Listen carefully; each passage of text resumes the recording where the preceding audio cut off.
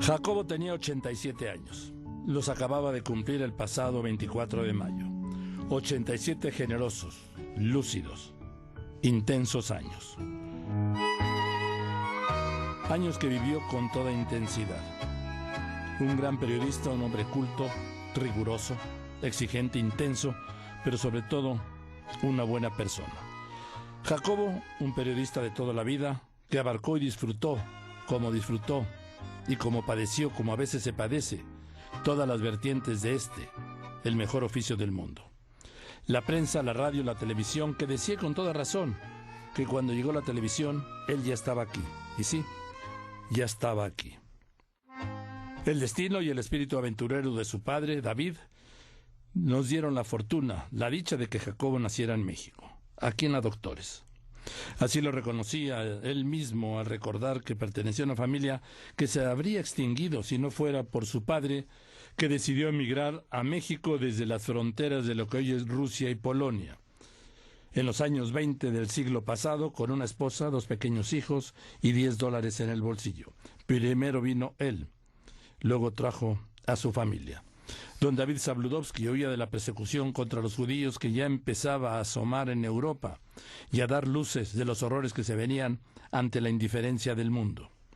Don David tenía esta opción: viajar a Estados Unidos o viajar a Argentina. Pero se decidió por México, un país de cuya existencia se enteró por un folleto. Cuando mi padre bajó del tren en Buenavista en 1926, sin dinero, sin idioma, sin la religión de la mayoría, cambió su oficio juvenil de agente viajero de librerías por el de vendedor de retazos de telas por kilo en un mercado, el Hidalgo, en la colonia de los Doctores. Atraído por los ecos de una revolución popular que ofrecía un horizonte de tolerancia, libertad y justicia, y un pueblo al cual integrarse en el esfuerzo común de lograr seguridad y futuro para su familia, no tuvo dudas al confiar en su propia esperanza. Apostó al porvenir y encontró la suerte. Cuando llegó a un México generoso, supo que había acertado. En 1927 llegaron mi mamá, mi hermana Elena y mi hermano Abraham. Dejaban Polonia para reunirse con mi papá. Y por esto, el destino quiso que Jacobo naciera aquí en México. Nació muy cerca de Televicentro, aquí en esta colonia Doctores que le iba a marcar para siempre. Aquí, muy cerca, en la calle de Doctor Barragán, número 97, una vecindad que el tiempo se llevó. Sí, aquí nací, era una vecindad de esas típicas con un patio central, con una escalera con 2 brazos para ir al segundo piso. Y aquí vivía, nací aquí el 24 de mayo de 1928, gobernaba Plutarco Elías Calles.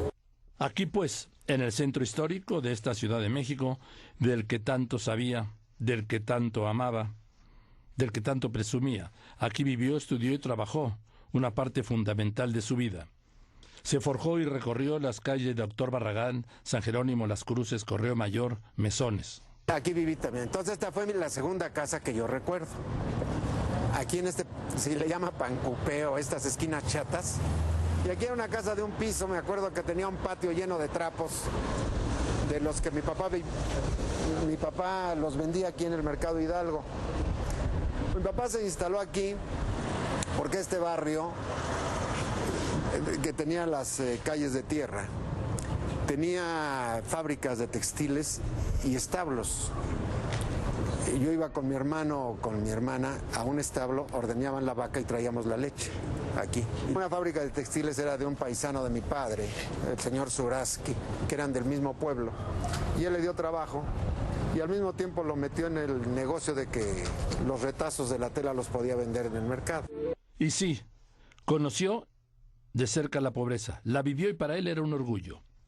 Cuenta en sus memorias que su primera cuna fue una caja de cartón, pero también cuenta y recuerda que eso nunca fue importante para él. Sí, pero no nos dábamos cuenta. Eso lo supe después. No faltó nada, ya había cariño, ya había una familia unida. Y tenía yo a mi hermana, que era mayor, mi hermano, el arquitecto, que es 4 años mayor que yo. La familia Zabludovsky se mudó entonces al barrio de La Merced. Nos cambiamos aquí a esta calle de Mesones número 62. Qué curioso que de toda la calle, la única casa que ya no existe es la vecindad donde nosotros vivíamos.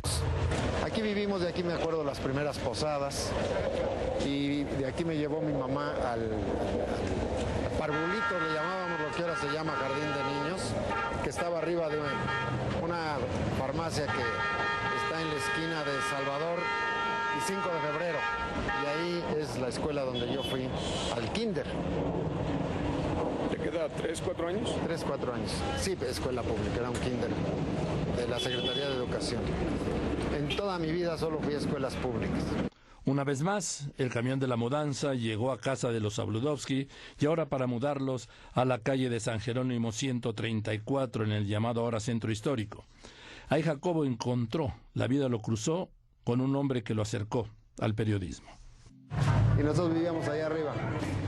Aquí fue cuando me aficioné al periodismo, porque en uno de los cuartos de la azotea vivía Luis Felipe Ureña Uribe, un corrector de pruebas del Nacional, y ya murió, era un hombre inteligente y cultivado, oriundo de Jalisco.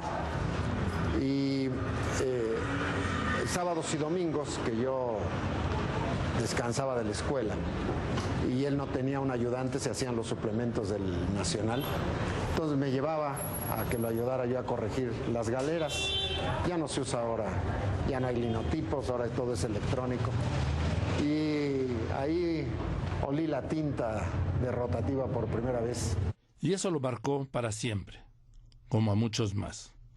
A partir de aquel momento, Jacobo vivió para el periodismo. Nunca quiso dedicarse a otra profesión, aunque estudió leyes durante muchísimos años. Escribió en Novedades y Innovaciones, en los semanarios Claridades, y recordaba con mucho cariño El Redondel. Fue redactor de planta del semanario Siempre de su gran amigo y maestro José Pajés Yergo. Un hombre culto, intensamente culto, gran lector, lector profesional, lector de tiempo completo. El atractivo pues era tal vez que mi padre y mi hermano me aficionaron a las lecturas, a las letras, y yo creo que el entorno te va llevando, pero eso quise ser. Incluso entré al radio queriendo ser reportero de radio, periodista en radio, y todo se me combinó en aquella época. Antes de ser reportero, Jacobo trabajó leyendo anuncios en una demoledora XQK que realmente no daba tregua ni respiro, que se convertía en un tormento cuando no llegaba el locutor del siguiente turno. Trabajé en la estación de la hora exacta, la XQK. Pagaban 1.25 por hora, estaba en la calle de Uruguay, casi esquina con Bolívar. Y tú tenías te daban una cajita con los anuncios, y tú tenías que decir los anuncios lo que cabía en 55 segundos, porque a los 55 segundos sonaba automáticamente una chicharra y un compañero daba la hora exacta y luego volvía. Si te faltaba decir algunos anuncios, te los descontaban.